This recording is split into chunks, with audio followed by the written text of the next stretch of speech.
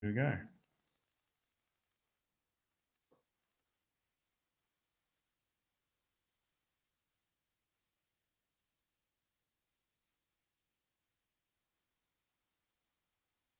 Does it take a little while to kind of warm Yeah. up? Is it?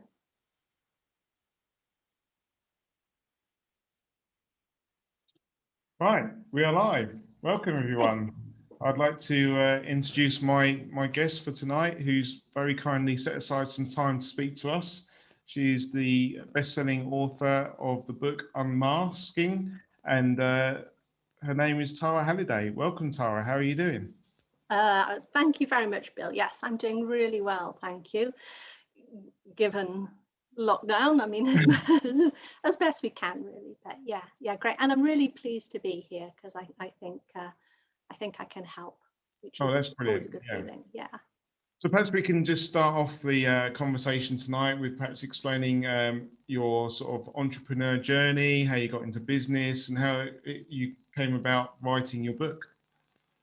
Yeah, sure. So my entrepreneur business goes back further, but so lots of jobs. So I started out from university in engineering, of all things, and I worked in a corporate environment for that. After I did 10 years of that, I then managed to escape because what I really wanted to do was study psychology rather than engineering at university. So then I trained as a holistic therapist and a coach, and that was 21 years ago now. Wow. Okay. And yeah, and I worked all that time, and I did start and sell a letting agency in the middle of all of that as well. So that, so there's more business experience from Yeah. the ground up, as well as my coaching business. And then about 5 years ago, I was training in a more refined part of coaching, which is all about our worth, what we feel about ourselves. And it seemed to be a very key thing for people's just general happiness. And then I decided to specialize in imposter syndrome because I could see there was such a clear link between worth and imposter syndrome. It explained everything for me. So then I researched all the academic publications, and I did a whole bunch of interviews, worked with clients on it. And that's when I then wrote my book, Unmasking, which is what you see there. And that is the coach's guide to imposter syndrome. So if you have got a copy of it, it's for coaches. Now, it's easy enough to read that you can translate it for yourself, but Yeah. but the idea is that the more people that I can help in that, the better off everyone is going to be. So where did you hear?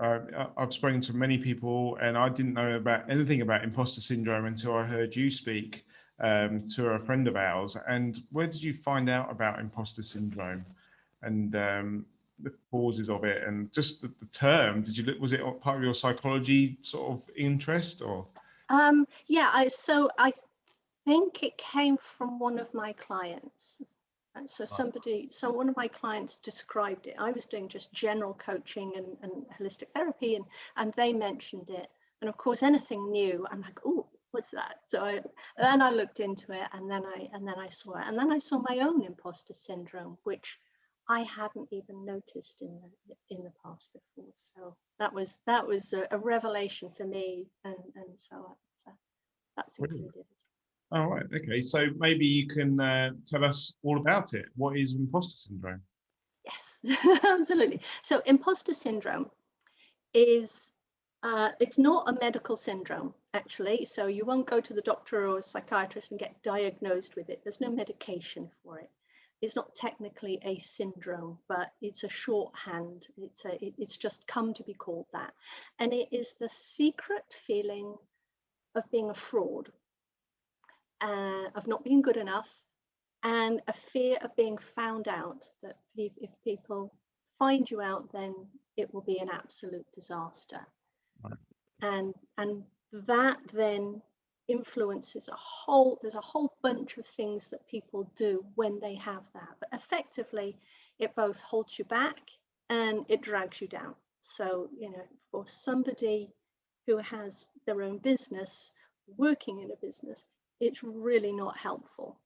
really don't No. want it. Yeah. And So it can affect your business owners, it can affect members of staff within your business, it can affect anyone with any sort of topic or any subject or anything that they're doing, really, can't it? yeah, exactly. So underneath of all of imposter syndrome is this belief in our worth, that our worth depends on what we do.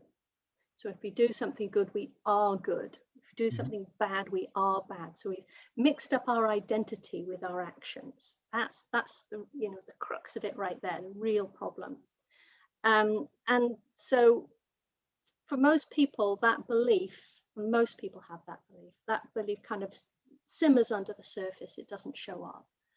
But for 70% of high achievers, business people who are stretching themselves, basically, it comes up, and it comes up in a particular situation where you have a high challenge and low support. Right. So maybe working on your own, and you're busy, or you're doing for a dog groomer, you're perhaps doing a dog that you've not done before, or you find particularly difficult, and you've got no one to sort of bounce ideas off. Yes, absolutely. So there's the isolation of it, and rather than thinking in that situation, gee, I'm not sure what to do here. How can I find out that information? I've only done that a couple of times before, or I haven't done it at all before. You think, oh, there must be something wrong with me. Maybe I'm not good enough. Well, gee, maybe I'm not cut out to be a dog groomer after all, because I can't even do this one particular breed. So yeah, that's the way it shows up. We blame ourselves for what we perceive as being not good enough, basically. So I was also sort of relating that, I suppose, to like pricing for our services as well. So charging for what we're doing, and like being embarrassed about charging extra or asking for more money, things like that. Yeah, that will all feed into it. Who am I to be asking the top price for this? I've only been doing this, and fill in the blank. And I get people to say, I've only been doing this for 20 years. Okay. But it doesn't go away. It comes with that situation of high challenge and low support. So there's a number of typical behaviors that imposter syndrome, so that belief, brings up for people. And if I just share my screen, and we can take a little look at that here. Let's look at that. Okay, see, this is what you should do with imposter syndrome, is shake it off, right? It's okay, brilliant. Not easy, because it's ingrained as a belief, right? So this is imposter syndrome, and so these are the imposter syndrome behaviors. Okay. So I've got them. There's two sorts of them. So there's this group here in red, which is all about hiding, right? So if you think you're not good enough, you don't put yourself out, and this is where your kind of underpricing would come in. So the procrastinating would be, you leave something to the last minute so that you don't show your very best work.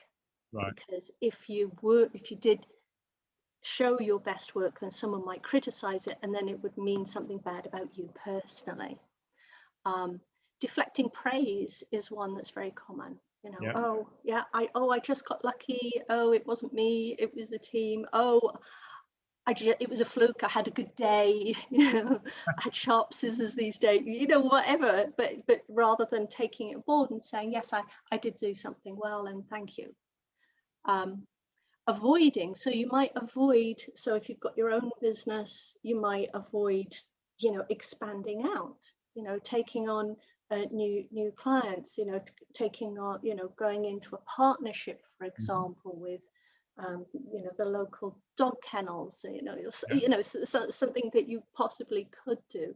Or if you're working within a team, not avoiding, say, a promotion or something like that, because you don't want to be found out to be not good enough. You see, there's that driver underneath all of these. Hiding is not speaking up, not expressing your opinion. And that, again, that can be with customers and within the community and within your own teams. Lying, that's kind of a defensive thing, and keeping it a secret, right? And that's common to all of imposter syndrome, is we don't talk about it. So 70% of people experience imposter syndrome at some point. And if nobody talks about it, then we all think it's just us. And then that just makes us feel even more isolated. So people feel isolated, feel confused, overwhelmed. I think people can people can relate with that, especially the hiding when it comes to talking to your customers, and then there might be problematic customers, but because you don't want a confrontation, or you don't believe what you're saying is going to work or is not good enough, you're hiding from them, aren't you? And then you're just making the problem worse, because you're just seeing that customer time and time again, but you're not actually improving your relationship with them. Yes, and because you've got the third party of dog involved in here as well, then you might not be speaking up and saying what's best for the dog. You might something like that, because you don't feel like you can say something with authority because you doubt yourself. And then like the procrastinating is like getting those price rises into your business, or introducing that new service, or you're sort of setting yourself up for a fall by delaying something. Yes. I could certainly relate to that. Yes, and even something as simple as a new business, not getting business cards printed up. Just oh, I haven't got around to it. That can be part of this as well. And then the other part of imposter syndrome, the other behaviors are one where you're trying to compensate for it. So you're comparing yourself, right? You're comparing yourself to, say, the dog groomers on Pooch Perfect or something like that. Cutting with scissors, this little Pomeranian, something like that, I think I saw. Perfectionism, right?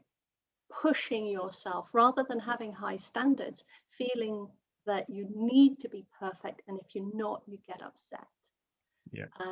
Having enough means you feel you don't quite have enough, and that's typically qualifications, that can be experience. And then the other part of it is just simply pushing through, right, rather than trying to deal with this, because it's all very stressful. Rather than trying to deal with it, you actually just trying to force yourself through, and that can be exhausting. So it can lead to exhaustion, it can lead to burnout, it can lead to people ending their careers, closing their businesses, things like that. So it has. I think you're right. I think you get to a point where you're so tired of dealing with people and tired of your business, and you then just like burnout. Then you just say, right, dog grooming's not for me anymore, and you look for another job. But it's not necessarily true. It's because you're dealing with this imposter syndrome that you've got, but obviously you don't recognize it because you don't know about it. But that's really affecting your career, isn't it? Absolutely, because it comes down to you blaming yourself, right? You're blaming yourself. You're not feeling comfortable, and you're saying it must be me, and that's really the essence of the problem. So I suppose along with the groomers out there that are watching this will know, there's Facebook groups out there for pet groomers, and it can be very critical. Facebook, Instagram can be our worst enemy at the same time, because we're always looking to compare our work with other people, but we don't take into account other people's skills and experience. And that, I suppose, seeing those pictures just affects our sort of mind, and we just like, we're not good enough. Yes, yes, especially the Instagram pictures, right? Because there's these fabulous pictures, right? Yeah, and it triggers that perfectionism for sure. Yeah. And the other part of it is that, imposter syndrome comes up in the situation where you have high challenge and low support. Now, that low support can be a number of things. That low support can be that you don't have anyone who is literally supportive. You're not part of a community. You don't have, a coach, a counselor, a good friend.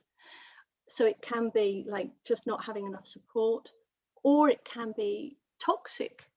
Right? People around you, starting up a business is hard enough by itself. And there are some people who will be critical. Right? There are some people who will say, oh, you shouldn't do that. Oh, that's too risky. Oh, and may even say, well, what do you know about dog grooming? You were just, Business. taking scissors to the dog when you were 6. So things like that. So that needs to be taken into account as well. Here's some things that is pretty typical for business owners. So I've kind of translated those things to there. So not getting help when you need it. Not launching. So some people don't even start a business. They don't even take that step because they're feeling not good enough. Underpricing, which is what you mentioned, this lack of PR.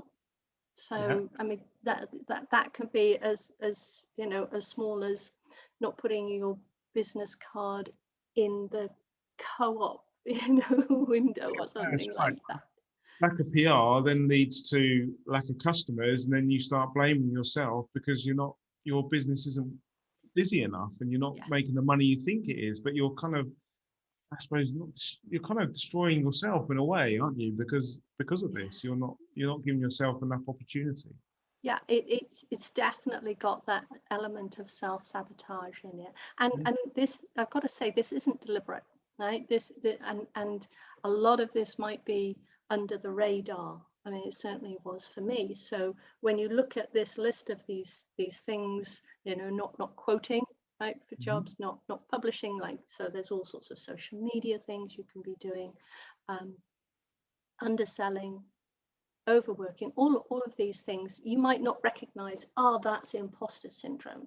You might just think, oh, that's just me, and why is this all so hard? Yeah, and Nikki's commented in Facebook saying, I don't like talking on the phone in case someone puts me on the spot with certain questions. So again, you're not putting yourself out there, are you? You're not talking to your customers and maybe getting that sales in that you could be doing because you're putting it off. Yes, absolutely. And so if you've got that discomfort with answering the phone, there'll be discomfort from making proactive phone calls. Hi, would you like to book a new appointment? I haven't seen you in however long it is. Those kind of things that make all the difference in terms of your customers and your business. So so now we've got the signs that we can recognize in ourselves, and we can see what's going on, and we can now say, hold on, is that because if I've got imposter syndrome? We can start recognizing in ourselves. What can we do to help us move past that?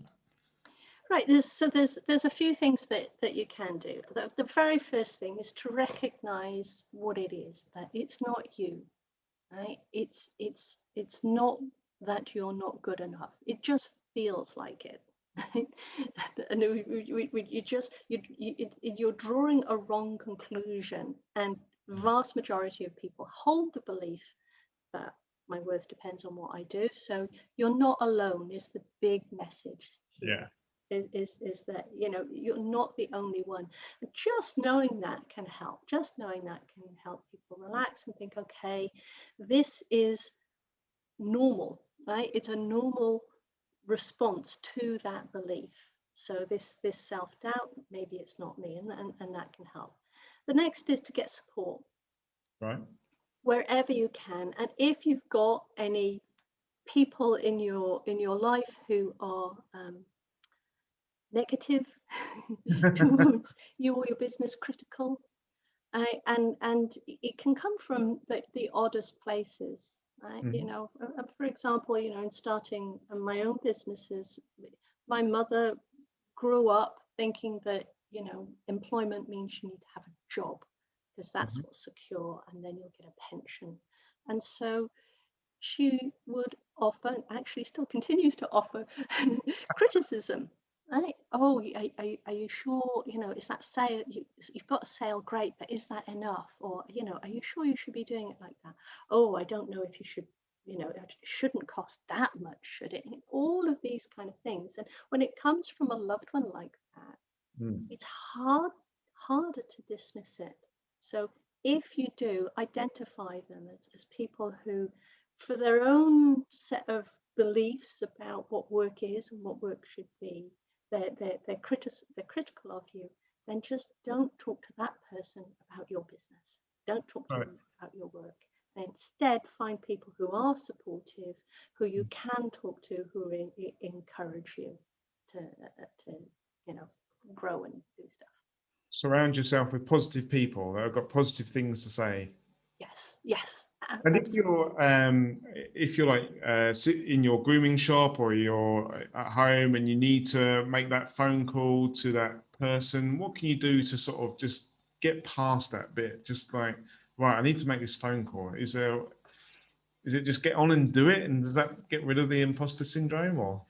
And it will help, but the easiest way to do it is set it up in advance, right? So identify somebody who's going to be a good support person for you. Mhm. And when you're not feeling stressed out, have a conversation with them and say, hey, this is going on for me.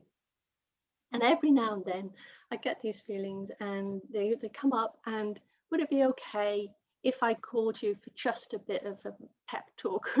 Yeah, so you've already set it up so that it doesn't have to be this barrier of calling up, oh, I'm in a mess, and and explaining it. So if you've got that person already set up, they're already prepared for you, then it's going to be much easier for you to pick up the phone.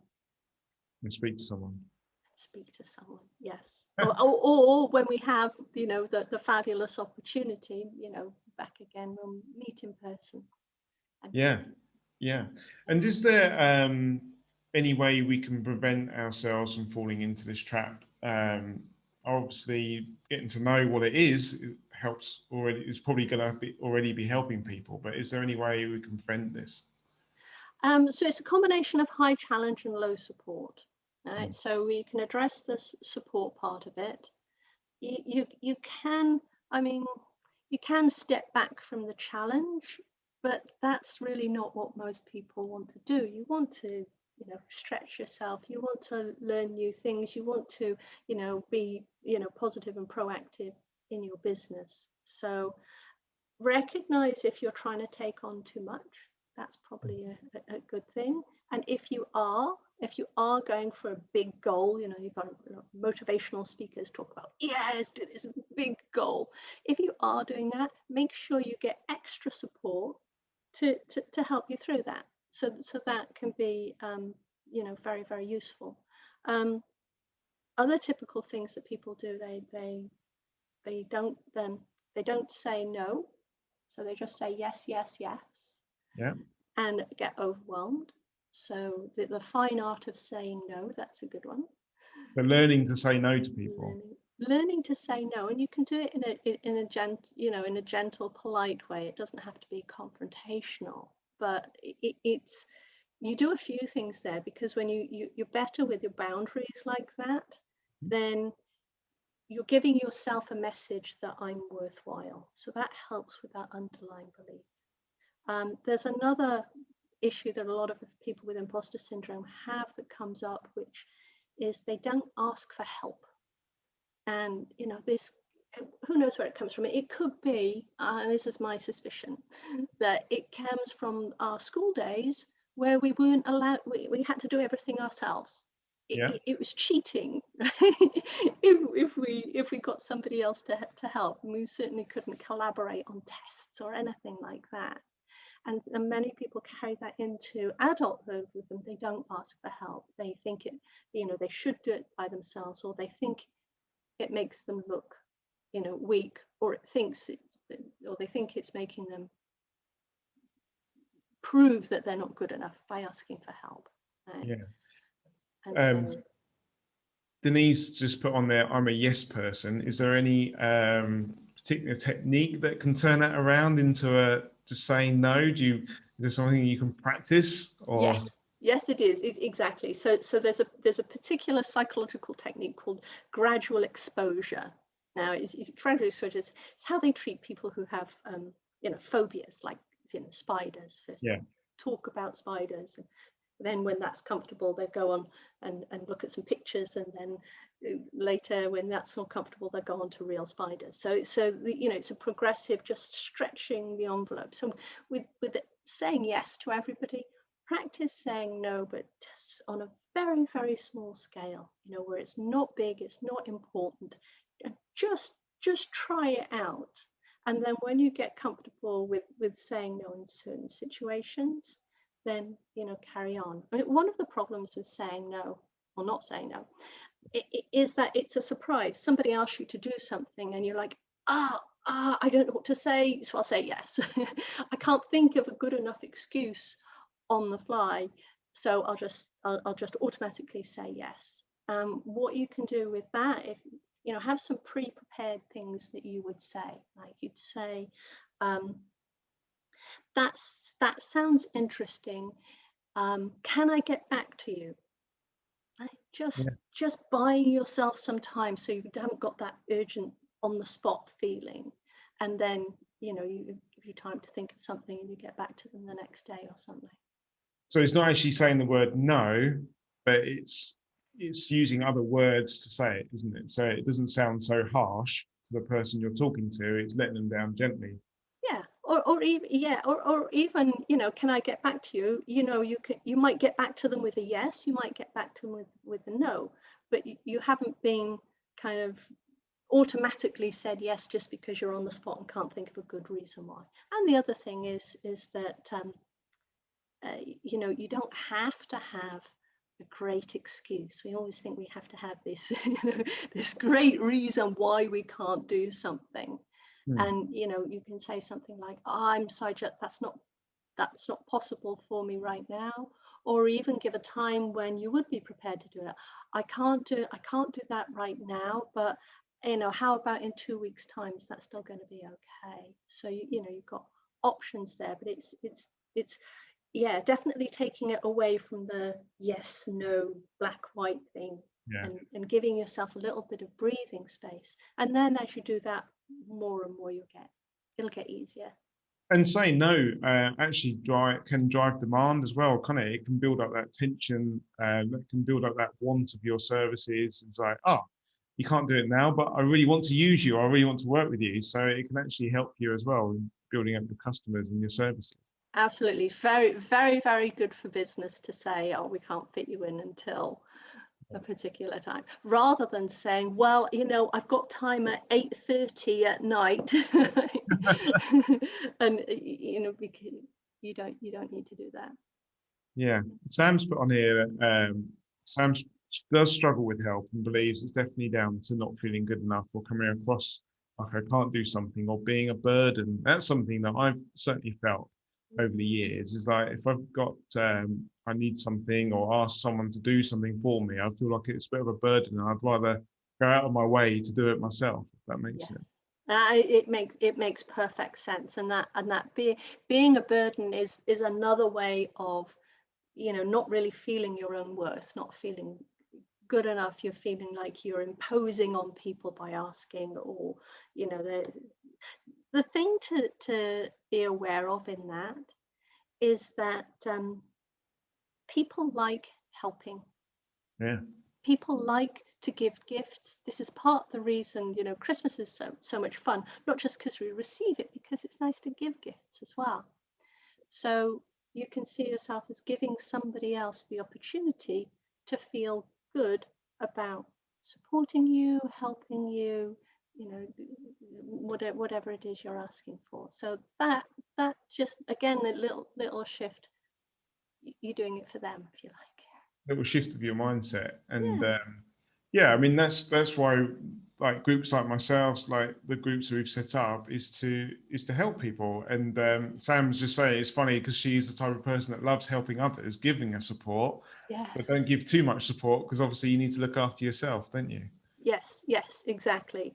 And you know, if you are the type of person who likes to give support, then you can see how, you know, you not allowing other people to support you is depriving them of the pleasure of giving you support. So, you know, really see it like that. You're allowing them to feel good about themselves and they support you. Yeah. Cool. So you identified this problem within the sort of commercial world and the CEO world of the imposter syndrome, and you're a holistic coach as well. Is that right?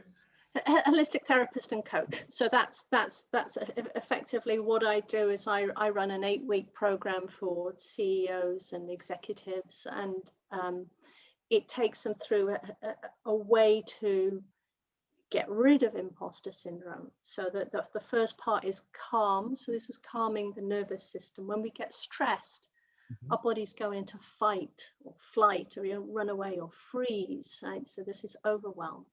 So that's a natural response of your body to an idea that there might be some danger around. And so you might notice it. You might notice your short breath. You might notice your hands are shaking, and or you might notice you've suddenly gone cold. All those, or angry, yeah, something like that. So all of those are indications. So first part of it is to calm the nervous system. And so, you know, so this is for everyone now, if you do find yourself stressed out, then deliberately take some time to try and calm down. Right? So you might go for a run if you're a runner, or you Or could go breathing exercises. breathing exercises. Yes, absolutely. You can do, actually, take a leaf out of dog's books. You can actually shake your hands and legs to get out of that buzzy feeling that anxiety can cause. Or if you're feeling freeze, which is overwhelm, you can do some slow, gentle movements. You know, you can be structured like Tai Chi or yoga, or you can just do some general stretching. So those kind of things are just to help calm you. And in there as well, it would be, you know, getting that support that's vital. Then the middle part of it is the clear, which is actually getting rid of the belief in the first place, right, that underlies all of imposter syndrome. And this is really deep work, and so it's certainly not for everyone, but it is, you know, it is available, and it's very, very effective. And then the last part of it is then where you're creating new habits for success. So this is where we'd address things like the not saying no, the asking for help, the, you know, authenticity, speaking up, those kind of things. So that's what I do as an 8-week program. So when you say like the deep rooted, is it something that we kind of pick up when we're growing up? This somewhere along our school journey or early life in work, we suddenly pick up this imposter syndrome or these feelings and that. Yeah, so the imposter syndrome is a symptom of the belief that my worth depends on what I do. Right. And this comes from early childhood, when we first when we're first growing up, very young. We don't know that there's a difference between us and the rest of the world. We don't have a sense of I, identity, me. And so as a young child, we start to be socialized. Don't touch that, don't do all of the don'ts. Yeah. We have no separation between that action was bad and I am bad. Right, so that our identity is completely merged with our actions. And unless you bring children up in a very specific way, we just carry that through to adulthood. So we just assume, so when everything's going well, we feel great. When everything's not going well, then we feel terrible about ourselves. And so that's how it shows up. And then when you put yourself in high challenge situations, that's where it shows up as imposter syndrome. Yeah, So it's very clear it isn't a lack of confidence. It can feel like it, but it's not actually a lack of confidence. no, I think you can come across as a very confident person, can't you? But deep inside, you're like worrying about what you're being seen like, and worrying about picking up the phone to make that phone call. But when you're actually on the phone, you're probably oozing that confidence and know what you're talking about. But it's the inner thoughts and the inner thought process and the inner voice, isn't it? That's it. And a lot of people will tell you, oh, you're good, you're great, and you just won't. It's like you don't believe them. You don't allow yourself to believe it. Exactly. Or you think they're just buttering you up, or they want something, or they're going to oblige you to do something, any of these reasons, rather than just taking it on and saying, oh, thank you. Yeah. So you do this course, and you've written your book Unmasking. That's a must read, mustn't it, for people that feel as though they have this imposter syndrome, or they might have these symptoms. You can get it. Does it talk everything? Does it give you all the ways around it, how you prevent it, and all the strategies to deal with it? It gives you some good ideas about what you can do to calm the nervous system so that you're not so triggered, so you're not going there, and it gives you some ideas about how to deal with a toxic work environment, and it gives you some idea about where the beliefs come from, because there's a little bit more psychology than we've talked about now, but what drives people, what motivates people, and that can be very useful as well. Yeah. And what kind of what kind of results are you finding from your course? What kind of results do you find with your CEOs, the people that are doing your course? Are they like really expanding their businesses? Does this translate into their business, and their business does a lot better? It translates into how they feel about themselves, and then that translates into everything, improving their personal relationships, their work relationships, feeling more comfortable, feeling like they belong, really starting to enjoy their success, right? They're successful people, and you'll have people on here now, successful business owners, and actually you'll feel it.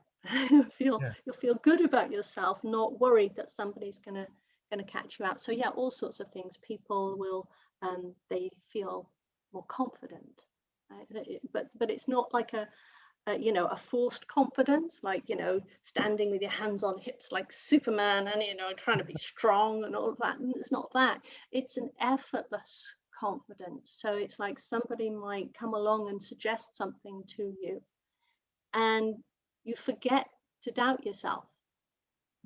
You just go, oh yeah, so okay, I might like to do that. That's interesting. That's a challenge. That's interesting. You just forget to run through that process of self-criticism and self-judgment.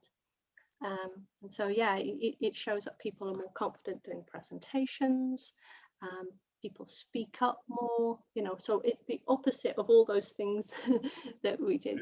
They're more focused, they feel lighter, they feel calmer, and they feel resilient. And I think that's really important, because it means you know that you'll be able to cope if something, if some crisis came along. So. And that translates, and that the procrastination that you have around your business will then go, and you actually get things done, which then in turn helps you move your business forward, which makes you feel better. It's all part of it. And then I suppose you must look back at yourself in a 6 months time, or six months ago, that's no longer me. It's exactly that. It's a radical change, but it's not that you have changed, but you've just taken away a lot of the negativity that's covering up who you really are. Right. And believing that who you really are is a worthwhile person. And that's the heart of it. That's the fun. Oh, that's brilliant. The hopefully this is really helped everyone in this community who can now identify with these sort of signs and symptoms and then start working to get around it. Is there anywhere that they can go, apart from your book, obviously, go to do some further reading about it, or on the websites or Yeah. podcasts? Yeah, so I've got a few videos up on a YouTube channel. That's actually my project for this year, is to fill out my YouTube channel more. So it's not much, and of course, you know, there's my website as well. It is focused on corporate Mhm. people, and so for that reason, the social media that you'll find me on is LinkedIn. So if you search for me, Tara Halliday, on LinkedIn. You can put the links in Yeah. I was going to say, what's the YouTube channel called? Is it just Tara Halliday, or? Complete Success. Right. Okay. Yes. I'll make a note and I'll put that in the comments. Yeah. Thank you. Yeah, that's great. Yeah. So that's the program I run is Inner Success, because it's about feeling your success internally and enjoying it, accepting it, accepting yourself, and enjoying your success. Brilliant. Well, it's been really interesting to learn all about the imposter syndrome and how we can overcome it. And I'm really sure that some people will be able to relate to it, and they'll be able to start moving on and moving their business on. So I'd just like to really thank you very much for taking the time to speak to my community, and hopefully we'll maybe catch up in a few months' time, and I'll give you some feedback and see how people are doing then. That'd be really good. That'd be lovely. Yeah, and thank you for inviting me on. Yeah, thank you That's so good. much. All right.